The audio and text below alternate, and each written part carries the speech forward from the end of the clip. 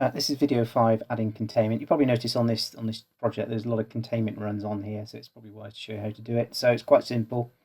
On the insert menu you have the cable supports or containment, conduit, trunking, perforated tray and ladder rack. The containment is purely here as a visual cue to route your cables. It doesn't, there are no sizing calculations for the containment. We don't know the cable sizes at this juncture, so how can we size the containment? We're just gathering the information from the floor plan.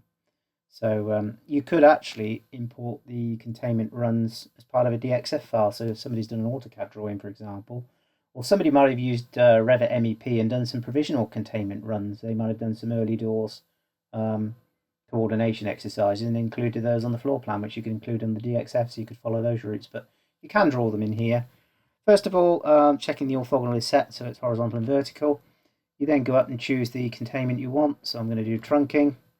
I'm going to click once to start the trunking run, and then all you do is route it. If while you're routing it you feel you want to revise the route, a right button click takes you back each run, and then you can double click to finish the containment run. Press both buttons on your mouse together to cancel, or press escape on the keyboard. If I want to add some conduit run or anything like that, so let's say I'll remove that one from the fire alarm, so selecting delete on the keyboard. So I'll put some conduit in, click once on the trunking, double clicking to finish. So it's always a double click. So when you draw it, it's one click to start, one click for each change of direction, and double click to finish.